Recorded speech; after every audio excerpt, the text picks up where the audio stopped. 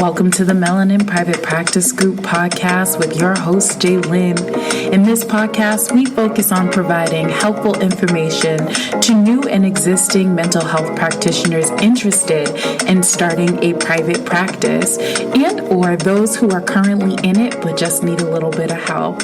If you are ready to receive this word, let's dive in. Here we go.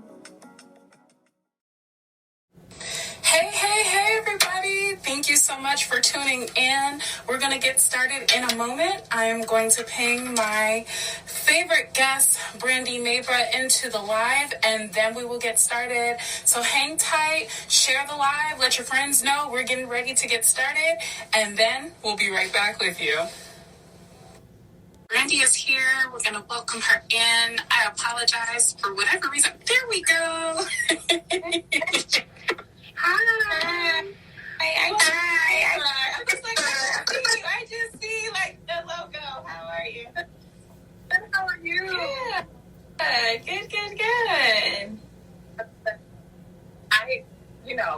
I'm really sorry because the last episode we didn't get to post and we had a time, y'all. Yeah. I'm super excited to be back with you, Brandy, and to speak on how to build your ride or die dream team.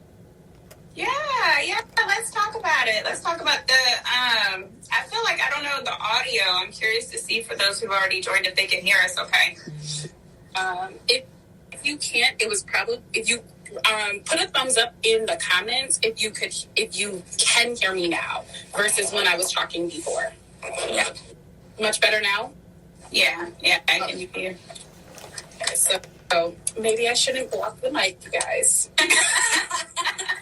I'm going to pull out my little handy dandy stand because, okay, let's act like we know. All right, lesson number 1. When you do podcasts or lives, don't block the mic. Yeah, don't block the mic. Let the folks be able to hear you. Yes. All right. So why don't we start with introductions? Brandy, why don't you tell, because I know some of your audience is going to come over, but let our audience know who is Brandy Mabra. Why is she so phenomenal and awesome? Thank you. It's so nice. Yeah, you need to tell my family how phenomenal and awesome I am. I'm full of boys, and they're always like, oh my gosh, But anyway, my name is Brandy Mabra. I'm the CEO of Savvy Clover Coaching and Consulting, and I am a CEO coach for private practice owners. So I have the loveliness to be able to help private practice owners to hire, build, and leverage the ride or die dream teams, be able to create and streamline operations, understand how to make financial decisions as a CEO, making sure that they're just set up for success. So I know my clients, the ones I end up working with, did not go to school to learn business. So the business side is so frustrating, the hiring and the firing, the managing, the leading, looking at money. Understanding, I don't know, it just feels chaotic. I'm tired, I'm overwhelmed, I'm stressed, I'm working all the hours. Those are my people, and so I'm here to help. Oh, don't you know it. Listen, this is every consultant story, you guys. We love y'all. Don't get it twisted. We love you. But every time you come to us, you're like, yep, I've heard that before. Or, no, I haven't. Yeah. But I will say, it's really fun to watch the transformation, I'll say. Where someone comes, and they're stressed, they're just all the thoughts and all the things are in their head. And then after they go through, their transformation, they learn more, they become empowered, they, increase their confidence, then it's really fun to watch them step up and step out and, and then go after the new challenges, once they get to the next level. So it's always ongoing. I love that. And so, as we're talking about challenges, I kind of want to dive into one of my questions. I know I didn't introduce myself, so let me do that quickly. Everybody, for those who don't know me, I'm Jaylyn, Jessica Lynn. I go by Jaylyn. And we are, as well, another consulting firm that works with mental health providers to start their practice. I have the honor and pleasure, as I've shared over and over, to be speaking with Brandy. If you missed the first episode, you know that she has been cleaned the Olivia Pope of healthcare business. So when you get that kind of compliment, you know your stuff. Yeah, thank you. You're welcome. So as we're talking about different challenges, I wanted to first ask the question, what is it like, or what is the first process that business owners should take in order to find the right dream team? What is the pre-work that needs to be done before they just dive in? Yeah, I always see lack of clarity. Usually what happens is when you're first starting out, so just to speak to the folks that you have, like you're starting out, right? So you're doing all of the things, you're wearing all the hats, and you're stressed and overwhelmed, right? And so like you're in the beginning, though, you want to take a step back before you get to the stressed and the overwhelmed part of it. You want to actually pay attention to, as you're working in your practice, what are some of the things that I enjoy? What are some of the things that I'm not enjoying?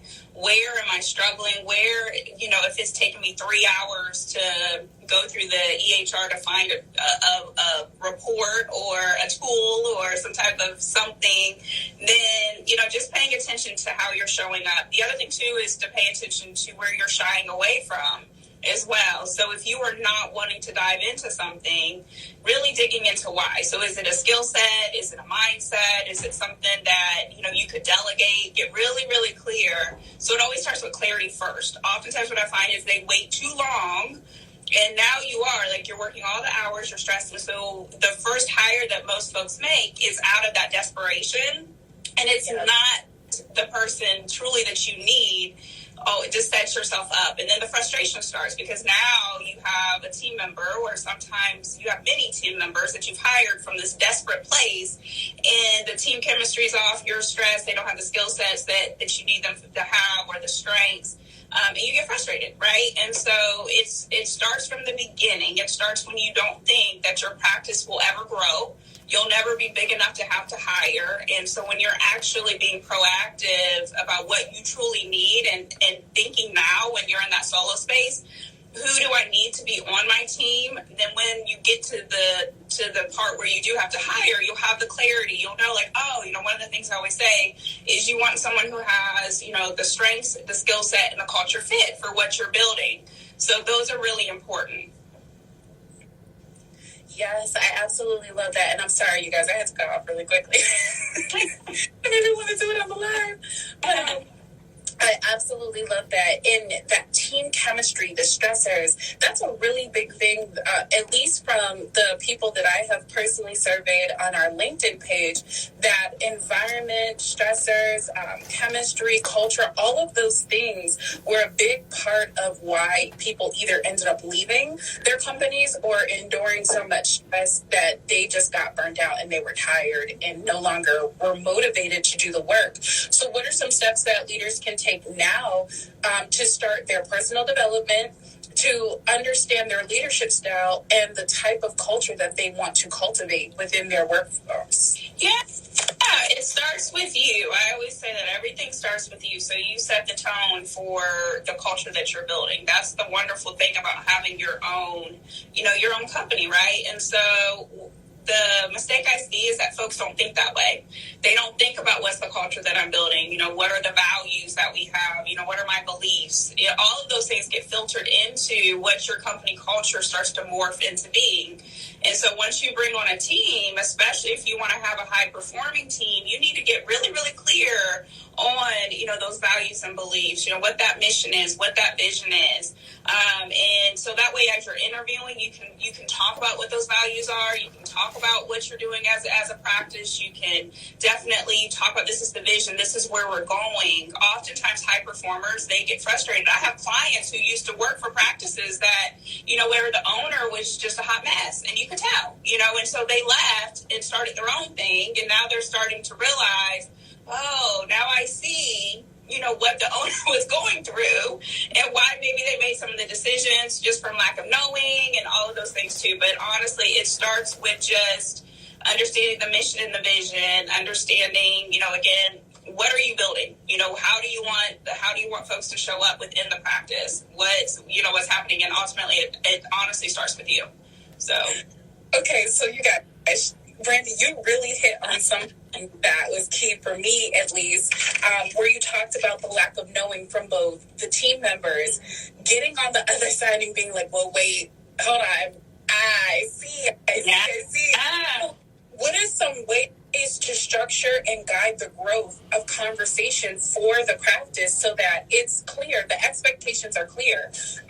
And to add some more context to that question, I've seen a lot of practices, practice owners really take the time to invest in their employees or their independent contractors by helping them become practice owners. So what are some ways that owners can create that transparency so that they're building their practice, but also giving insight into what it's like so that if anybody is interested later down the line, they understand, okay, I understand that and why they make those decisions? Yeah, I love that question because I believe that leaders, our responsibility as leaders is to create other leaders, right? And so it's truly having transparent conversations and understanding that, you know, your job as a CEO is to grow, you know, to grow your team, to pour into your team, to empower your team, to teach them new skills. But at the same time, you're still learning and you can be very transparent about that. You're not going to know every answer. You're going to make mistakes. You're a flawed leader. We all are.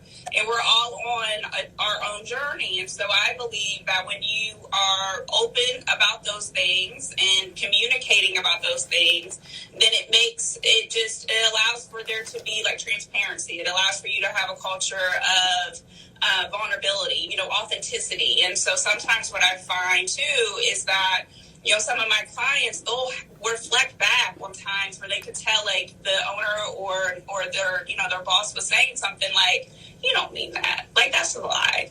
Like, you're just saying that because it sounds good, you know, and so you have to pay attention to, you know, how are you communicating? And then you have to make sure that you are communicating. So one of the things that I always say is that it starts from the beginning. So when you are first hiring, you know, that's part of that clarity, right? And so that's why before you even get to that part, you have to have clarity about what you're building, what the mission is, the vision, all those things. So that way, when you're hiring, you're communicating what this is. And then once that person's on board and now you have a team, you're just elaborating on that either through one-on-one meetings, through team meetings, through, you know, outings, or just having updates, huddles, you know, all those things where people are really clear on what's expected, you know, what happens when we work here, what are some of the challenges, being open, asking for feedback along the way, and truly partnering with those on your team so that way you can have a culture that, you know, that is nice to work for, I would say. I love that. So that kind of leads me into this next question, which is about retention and, one second, you guys. Okay, retention and recruitment metrics. So we've talked about the company, the culture, the vision, the mission. What are some things that owners, or some steps that owners can take to start looking at their competitors, their reviews, and understanding what it is that is frustrating their employees about the other competition or employers around them, and how can they build their their structure around their culture so that they're meeting the needs, but also recognizing that this is what I need for my practice. I always say, you know, you can definitely do your research. There's a lot of information when it comes to surveys or just asking. You could do a poll. I mean, if you wanted to even do a post on, you know, what are some things that are frustrating you about your current employer, or just asking folks in the market, like within your industry, you know, what do you like? What don't you like? I always believe when you have your own team in place, you need to be asking those questions too, you know, getting feedback. What do you like? What you don't like? You know, what are we doing well? What am I doing well as a leader? Where are there opportunities to improve? From a metric standpoint, I would say you should be looking at turnover every month, especially as you're growing. In the beginning, I mean, you know, like if you only have one or two people, either they're there or they're not. However, once you start to hire more folks and you start to pay attention to, are people staying? How long are they staying? You know, what's the feedback that I'm getting? You know, are there opportunities to improve things? What are we doing well that we need to continue? Like, all those things become really important. But ultimately, you have to ask those questions and be open to it as well. When you're looking at competitors, I would say to like market research, then to be doing those things maybe before you hire, just to get competitive when it comes to salary or to see exactly what some of the benefits that other companies might have. Ask for trends. If you have colleagues who have already hired and they have bigger teams, asking them as a resource. So those are all things that you can do from a market perspective. But I would say then the next time, like once you have your team in place and you're wanting to get additional market research, then at least once a year, you want to look at, how are we doing competitively?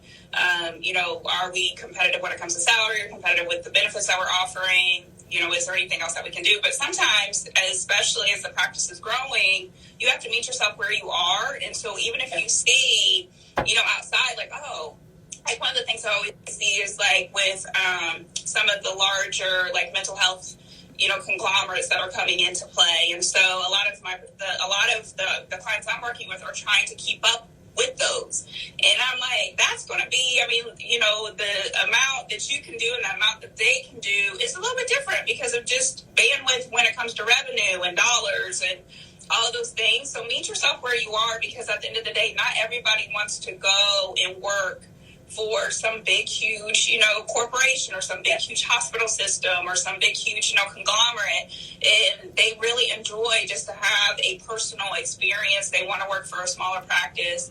They want to be able to actually make a change. They want to have more of an impact. They want to be able to be more mentored. So that's what you talk about. You talk about what you can do. So from a salary perspective, from a benefit perspective, and just talk up what you got going on in your practice. Don't be insecure about it. I love that. So you did earlier about how long are they staying in the practice, and what are those reasons that they're staying? And the first thing I thought of were the barriers that come with employees leaving and then having to retrain new employees and get them up and running and get the clients in the door. What do you recommend business owners should do to start preparing for those barriers before they've even hired?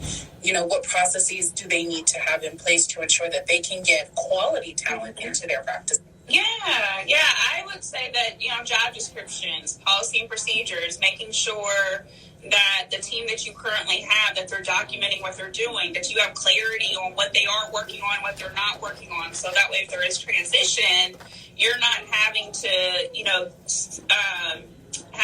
just sit down and start from scratch. Well, I don't remember what she was working on, or I don't know what she was doing. No, now there's the job description. So one of my clients, we're actually preparing for her person's getting ready to leave in June.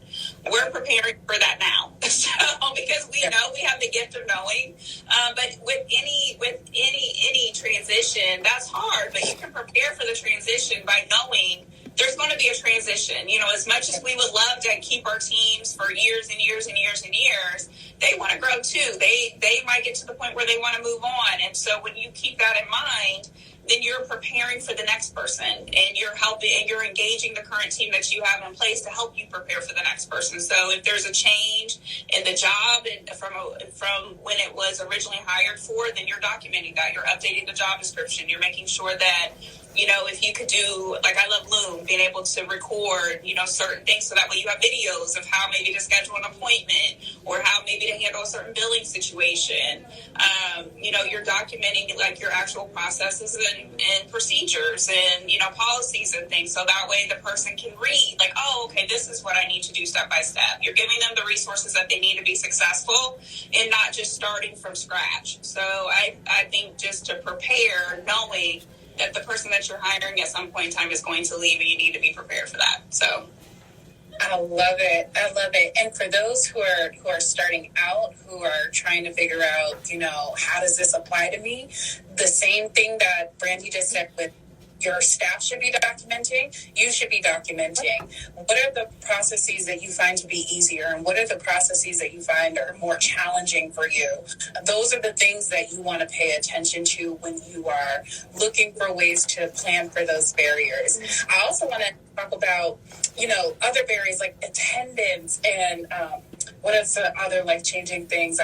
You go back to school, maybe you go for a doctorate, or maybe you start a family. Like, how do those challenges play into finding the right team for you and how you structure your business, whether you're in person, whether you're hybrid or fully remote? What are those things that you recommend business owners do as well? Yeah, I think just understanding what's your lifestyle. Like, what do you want for your lifestyle? The wonderful thing about you being the owner, and sometimes folks feel bad about this, is you are the owner.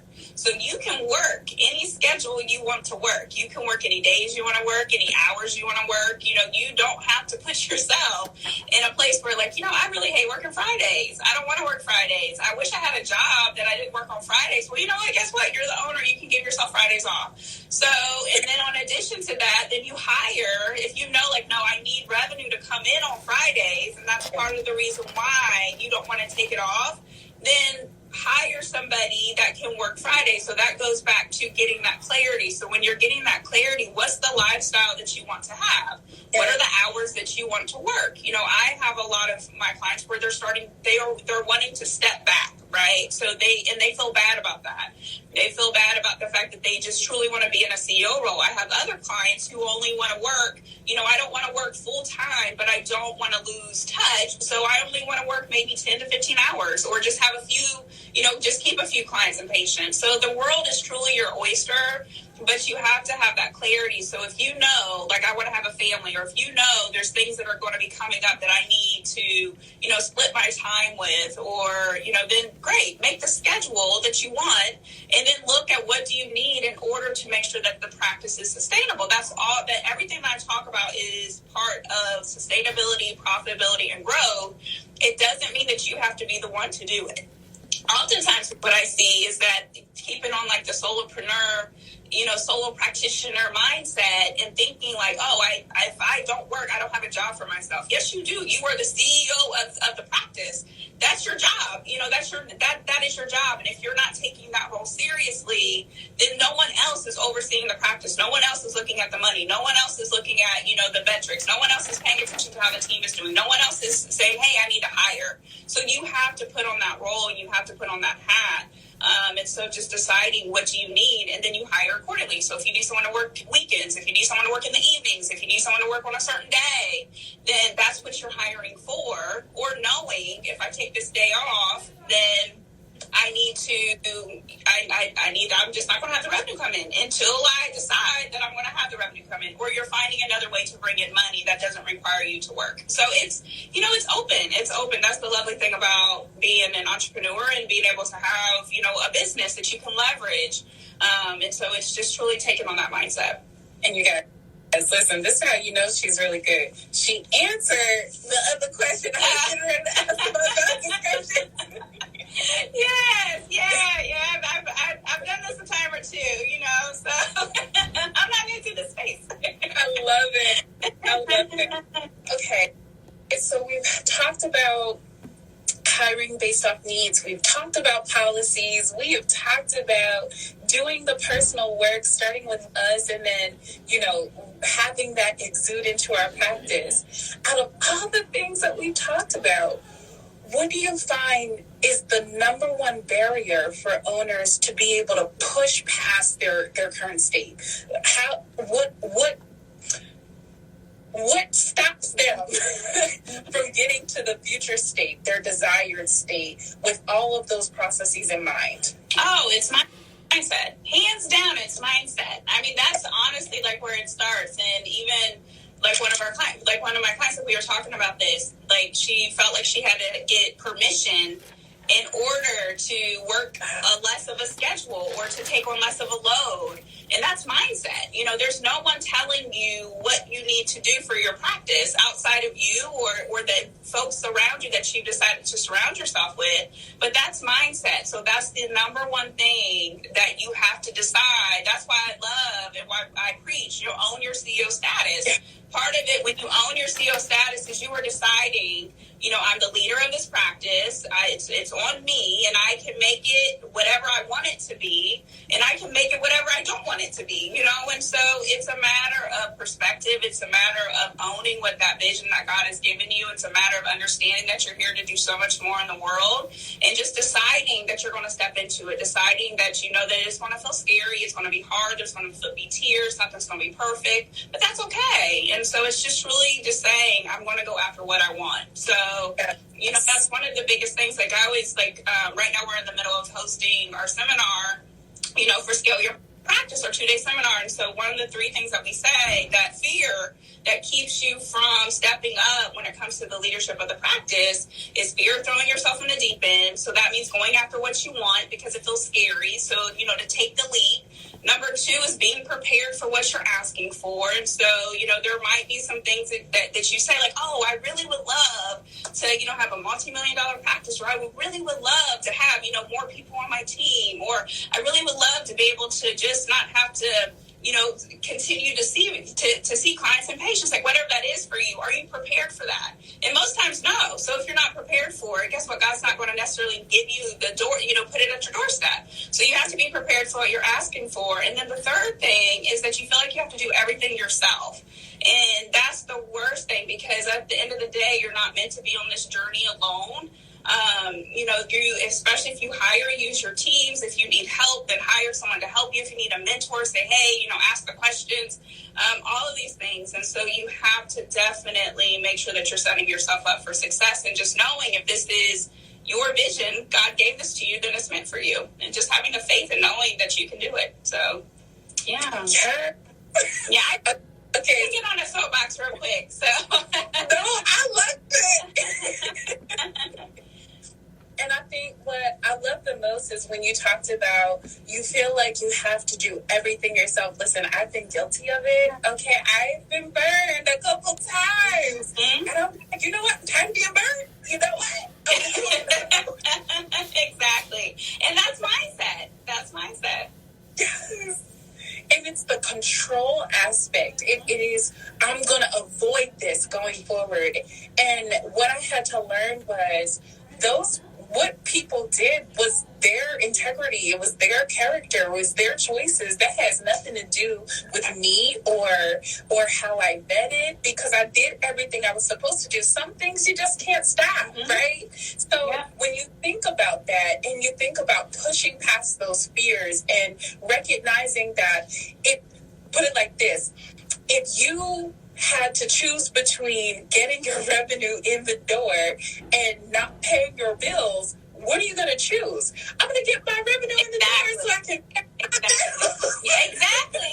Exactly. And that's what it comes down to. You have to decide, you know, like what's on the other side of this is way better than what I'm going through right now. And you just, it's a choice. Like we all have the power to choose. That is one of the gifts that God has given us. So choose to, you know, go after the revenue, choose to go after the vision, choose to go after truly what you want, choose to go after lifestyle, choose to go after, you know, the purpose, choose to go after to speak on the stage or to write the book and all the things, you know, so choose. And so when you do that, then that's where the world opens up, and that's where you start to see like, oh, there's this opportunity, there's this opportunity, there's this opportunity. But it starts with you, and it starts with you by making a choice. You know, it's always a choice. So I know we have to wrap up soon, but I have one more. One more for you. Purpose. Your purpose. You hit it on the nail with that. I think the messages that have been coming across my timeline over the last maybe like 2, even 3 weeks has been surrounded around purpose. And when I was doing research to prepare for this next segment, I'm telling you guys, everything that came up was purpose. The word purpose is kept popping up. So do you recommend that people have a purpose for each specific job description, and how do they tie that purpose in to cultivating their employees right where they are, their behaviors, the mindset, the attitudes, the skills, everything, even when they don't know the other areas like accounting or legal? Yeah. Yeah, people want to work for, like, want to be part of something bigger. You know, that's who we are naturally as a people, is we want to be part of something bigger. And so when you explain what that purpose is and how that job connects with, again, with that vision and mission for what the actual place that the practice is going, that's where people get that buy-in from, not only for your team, but those you're here to serve, you know, in the marketplace. Like, all of it is connected. And so that purpose is really big. So even if it's the person who might be doing the billing, you know, who that can be a very, like, you know, just kind of mundane and detail-oriented type job.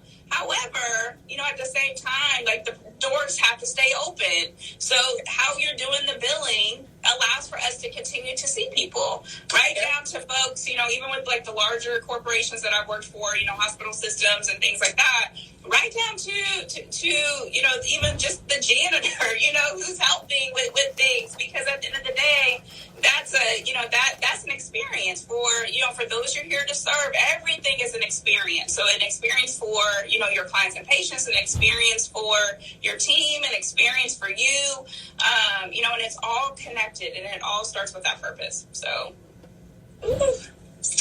Okay, y'all.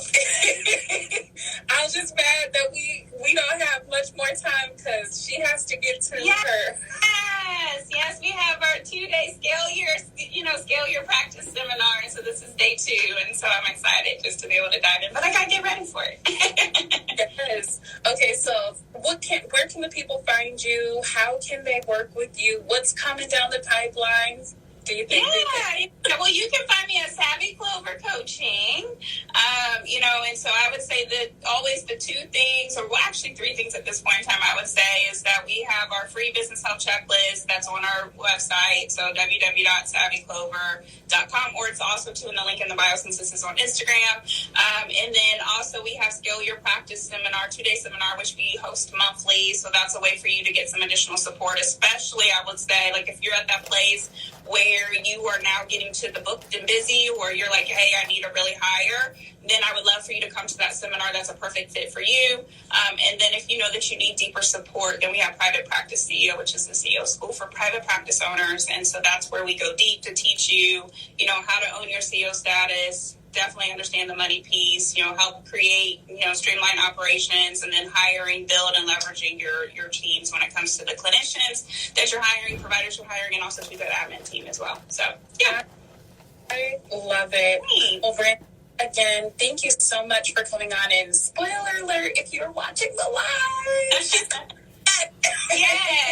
Yes, we're going to do this again next week, or next month. Yeah, next month. Yeah. Next month. So definitely make sure y'all stay tuned for that notification so you can be on this and ask the questions in real time. Yes, absolutely. So thank you so much, Jessica. This was fun. You're very welcome. Have a good night, everybody. Okay, I'll talk to you later. Bye. Bye. Hey, everybody. Well, friends, that's our time. We hope you enjoyed today's episode. This podcast is sponsored by JLW Medical Management Consulting. We are now accepting applications for the Patient Referral Program and the 90-day Private Practice Bootcamp. If you would like to learn more, please visit us online at www.jlwmedicalmh.com. We look forward to seeing you next time.